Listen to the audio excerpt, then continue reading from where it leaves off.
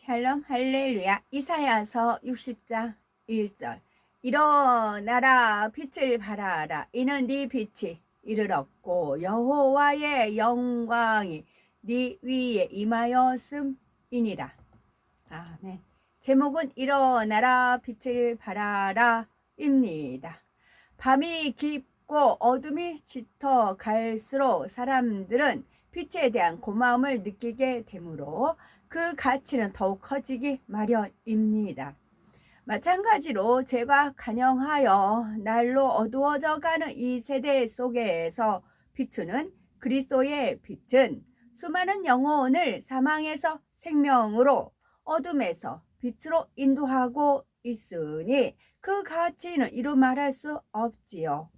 그러므로 하나님의 자녀들은 더욱 그리스도의 빛을 발함으로 세상의 길잡이와 같은 역할을 잘 감당해 나가야 하겠습니다. 하나님께서는 이사야 선지자를 통해 일어나라 빛을 발하라 이는 네 빛이 이르렀고 여호와의 영광이 네 위에 임하였음이니라 말씀했습니다. 이는 하나님의 자녀들을 향한 명령이요 그들의 영광스러운 미래에 대한 선포입니다. 이사야 선지자가 이 말씀을 선포할 당시 이스라엘은 온통 절망과 어둠으로 가득했습니다. 온 나라가 우상 숭배 등의 종교적 범죄와 더불어 하나님의 공의를 무시하고 도덕적으로 타락하여 악한 자를 억압하는 풍조가 만연했지요. 물론 하나님께서는 수없이 회개를 권고하셨지만 이를 무시하고 계속해서 악을 행하자 마침내는 그들을 바벨론의 손에 붙이고 말았습니다. 결국 그 아름답던 예루살렘의 성전은 회파되고 백성들은 이방인의 조롱거리가 되었으며 70년이라는 긴 세월 동안 포로 생활을 하게 되었지요. 이런 상황에서 이스라엘 백성의 마음은 어떠했을까요? 포로 생활의 고달픔도 고통스러웠지만 하나님의 영광이 이제 자신들에게서 떠나갔다는 절망감에 더욱 괴로웠을 것입니다. 이러한 때에 하나님께서는 다시금 영광스러운 미래와 메시아의 도래를 약속하시며 일어나라 빛을 발하라 이는 네 빛이 이르렀고 여호와의 영광이 네 위에 임하였음이니라는 말씀을 주셨습니다. 그러면 일어나라 빛을 발하라는 말씀이 우리에게 주는 의미는 무엇일까요? 오늘날은 이사야 당시보다 더욱 죄악에 관영하고 세상은 온통 어둠으로 덮여 있습니다. 이러한 때 당당히 일어나 여호와의 영광의 빛을 만방에 비추는 사명이 바로 우리 모두에게 있다는 사실입니다. 오늘날 수많은 교회들이 복음을 증거하고 있지만 마음이 강팍해진 사람들에게 과연 무엇으로 보이지 않는 창조주 하나님을 증거하고 예수 그리스도를 믿게 할 수 있을까요? 무엇보다도 하나님의 살아계신 역사를 눈에 보이는 증거로 나타내 주어야 하지요. 또 인간의 지식과 사상이 혼합된 것이 아닌 오직 순전한 하나님의 말씀을 전해야 합니다. 즉 인간 경작의 섭리와 뜻이 담긴 십자가의 도를 밝히 깨닫게 해줄 생명의 말씀이 절실히 필요하지요. 하나님께서는 이 마지막 때에 은혜와 성령이 충만하고 하나님의 권능이 나타내는 그의 즉 성결의 말씀으로 거룩하게 된 성도들을 원하시지요. 그래서 우리를 합당한 그릇으로 만들기 위해 때로는 훈련하시고 여러 모양으로 연단해 오셨지요. 더욱이 연단을 통과한 우리에게 하나님께서 일어나라 빛을 발하라 명하신 이유는 무엇입니까? 바로 감추어졌던 하나님의 뜻과 감추어졌던 하나님의 섭리가 하나님의 계획하심 속에 만방에 드러날 때가 가까웠기 때문입니다. 일어나라 빛을 발하라는 말씀을 이루려면 첫째는 스스로 빛 가운데 거하며 그리스도의 향기를 발해야 합니다. 두 번째는 권능을 받아 하나님의 역사를 나타낼 수 있어야 하고, 세 번째는 생명의 말씀과 하나님의 역사를 알리고 담대히 선포해야 합니다. 일어나라 빛을 발하라는 말씀을 이루려면 첫째는 스스로 빛 가운데 거하며 그리스도의 향기를 발해야 합니다.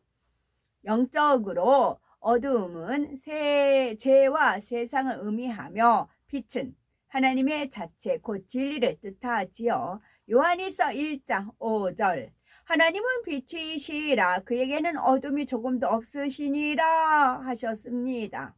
따라서 우리가 빛을 비추기 위해서는 무엇보다 빛의 근원 대신 하나님 안에 거해야 합니다. 사도 바울이 성도들을 향해 너희가 전에는 어둠이더니 이제는 주 안에서 빛이라 빛의 자녀들처럼 행하라고 권면한 것처럼 모든 착함과 의로움과 진실함을 쫓아 행해야 하지요. 어둠에 거하는 사람은 자신이 어둠에 있는지조차 깨닫지 못하지만 진리의 빛이 비추이면 무엇이 어둠이 있고 빛인지 확연히 구분할 수가 있습니다. 주 안에 들어오는 만큼 전에 행하던 죄들을 하나하나 벗어버리고 빛 가운데 행하여 그리스도의 향기를 발하게 되지요. 각 사람마다 하나님의 말씀을 얼마나 마음에 이루었고 악을 버려 성결되었느냐에 따라 빛을 비추는 힘이 다릅니다.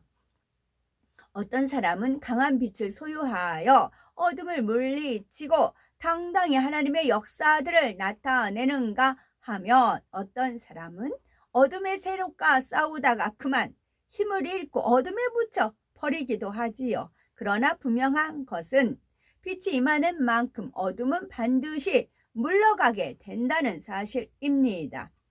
주님께서는 온 세상을 비추는 빛이 되셔서 흑암의 권세를 완전히 깨뜨리고 그 빛 가운데 생명을 주셨습니다. 사도 바울은 이방을 비추는 큰 빛으로서 유럽과 아시아를 비롯한 많은 나라에 생명의 빛을 전파했지요.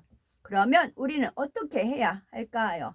바로 내 가정이나 직장에서 어둠을 물리칠 수 있어야 합니다. 그럴 때 더 넓게는 사회에서 어둠을 물리칠 수 있으며 마침내는 세계 만방에 일어나 마음껏 빛을 발할 수가 있습니다. 두 번째는 권능을 받아 하나님의 역사를 나타낼 수 있어야 하지요. 부활하신 주님께서는 승천하시면서 제자들에게 오직 성령이 너희에게 임하시면 너희가 권능을 받고 예루살렘과 온 유대와 사마리아와 땅끝까지 이르러 내 증인이 되리라 말씀하셨습니다. 이 말씀대로 초대교회 당시 사도들뿐 아니라 필립과 스데반 집사와 같은 성도들이 권능을 베풀며 복음을 증거하는 곳곳마다 유대인들을 비롯하여 수많은 이방인들이 주께로 나아오는 놀라운 역사가 일어났지요. 이와 같이 주의 종이 아니라 해도 성령을 받은 우리들도 권능을 받아 빛을 발해야 합니다. 그러기 위해서는 무엇보다 그에 합당한 그릇을 갖추는 것이 우선이지요. 곧 악은 모양이라도 버리고 하나님 앞에 온전하고 흠이 없을 때라야 권능을 받아 마음껏 하나님께 영광 돌릴 수가 있습니다. 만일 세상으로부터 쫓아온 육신의 정욕, 안목의 정욕, 이생의 자랑이 남아있는 상태에서 하나님께 권능을 받는다면 그 사람은 교만해져서 오히려 쓰림받고 버려지게 될 뿐입니다. 성경을 보면 권능받은 사람들은 한결같은 마음에 성결을 이루어 흠이 없고 온유하며 오직 하나님의 뜻대로 순종했습니다. 권능은 빛이신 하나님으로부터 오는 것입니다. 따라서 주님의 아름다운 마음을 닮아 불같은 기도를 쌓아야 하나님이 주시는 권능을 받아 온 세상에 빛을 발할 수가 있습니다. 세 번째는 생명의 말씀과 하나님의 역사를 알리고 담대히 선포해야 합니다. 주님의 부활을 목격했던 초대교회 성도들이 만약 핍박이 두려워서 복음을 증거하지 않았다면 오늘날 기독교는 존재하지 않을 수도 있습니다. 우리는 살아계신 하나님의 권능의 역사와 혼영 및 관절, 골수를 찔러 쪼개는 생명의 말씀을 보고 들었지요. 그러니 초대교회 성도들처럼 나가서 담대히 전해야 할 것입니다.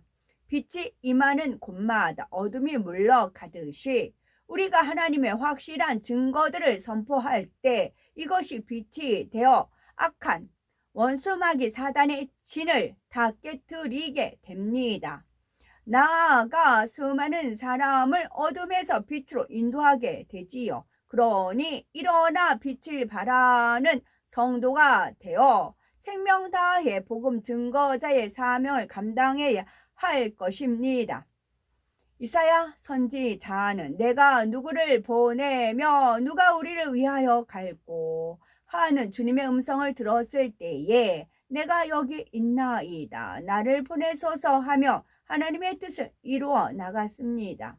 사도 바울은 모든 서신에서 하나님의 뜻으로 사도된 나 바울이라 자신을 소개하며 담대히 복음을 증거해 나갔지요. 비록 매일 몸이 되어 편지로밖에 하나님의 말씀을 전할 수 없었지만 이를 통해 성도들은 힘을 얻어 박해를 이겨내고 곳곳에 세워진 교회들을 든든히 성장해 나갈 수 있었습니다. 우리는 하나님의 영광의 빛이 찬란하게 비추며 하나님의 뜻이 온전히 이루어질 때를 기다리며 뜨겁게 달려나가야 되겠습니다. 아멘.